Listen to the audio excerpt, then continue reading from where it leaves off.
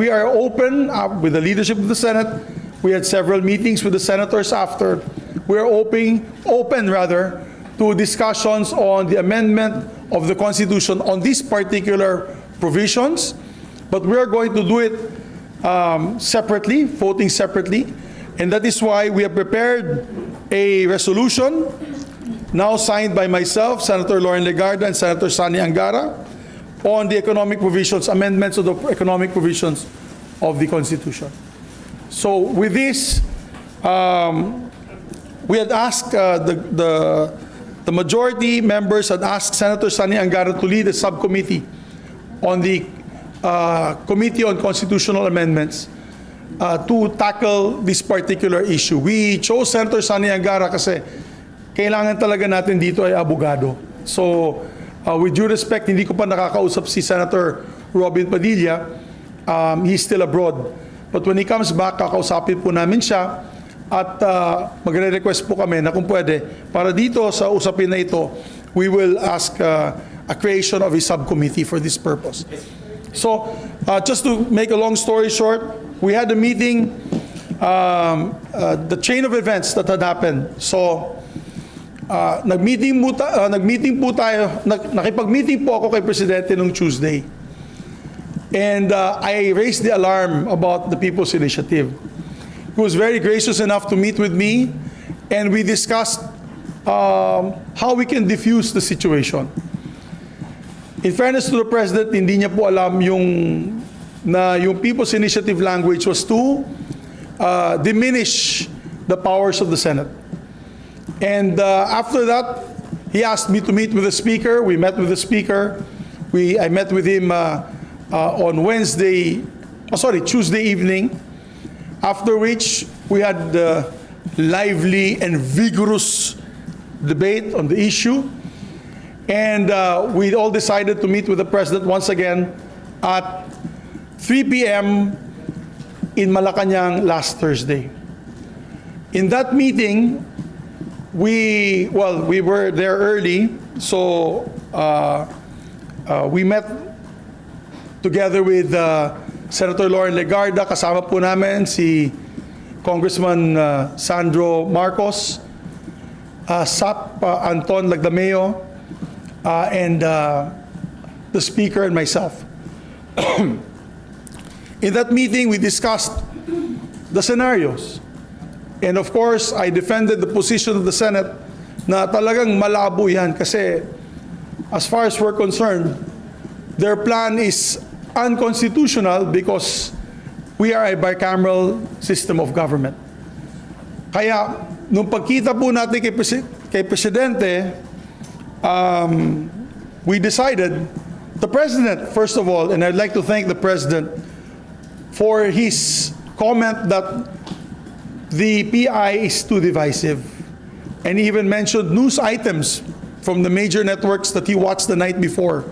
At sabi, nagkakagulo na, bakit nagkakaganyan, may bayaran, and he even said na, and I thank the President for this, because he even said na, dati ako senador.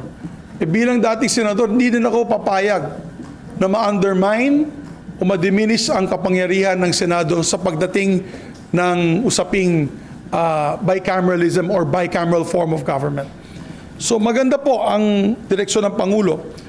And ang sabi niya sa akin at kay Speaker, sabi niya, why doesn't the Senate take the lead in the discussions of the economic provisions, and then you approve your version which the House can adopt? So that was the position of the President. Para hindi na tayo maglalagay pa kung ano-ano pang mga amendments na sa tingin natin ay magagalit ang taong bayan. So, that was quite clear in the meeting, and that's why in the Van de Honor, medyo smiling na po kami ng Speaker of the House at ang Presidente ng Senado, because we were able to resolve that very big issue. That night, nag-meeting po kami with the senators. We had about 14 senators that met that night, and we discussed the possibilities. Nakuha ko naman po yung full support ng majority members of the Senate. We were also there we also had a member of the minority there, Senator Risa Ontiveros. And of course, we said to her that we know their position, we will respect their position, but I'm being transparent. As the Senate President, I want to be transparent that these discussions will be taking place once the Senate resumes on January 22. Sorry, isa pa. Sir, kasi ever since naman, di ba, divided yung Senate in terms of chacha. And parang kayo mismo nagsabi dati, sir, na pag pinush yan, hindi talaga yan mananalo dito sa Senate. But since kayo mismo, sir, yung may reso na, did you get the support of the 14 senators para pumasa po yung economic provisions chacha? We got the support of all the senators that were there, except, of course, for the minority. The minority is non-committal. They have to see the amendments first. They want to participate in discussions and the debates. I'm talking about Senator Risa.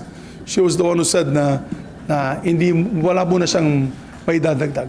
Although she was happy that the discussions will be moving away from the plan of the PI na ikapon kami.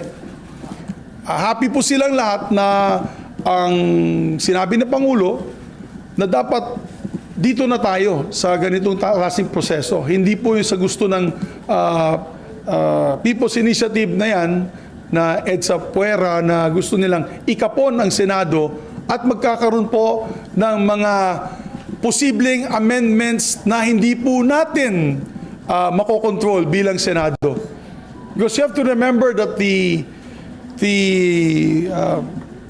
gist of this proposal is pagdating po ng isang constituent assembly, which can be called by either one, hindi joint.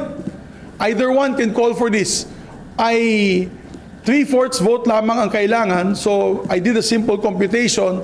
Kung 300 congressman yun at 24 senators, that's 324. Technically, 3/4 vote is only 243. So maski na po mag-walk out po tayo,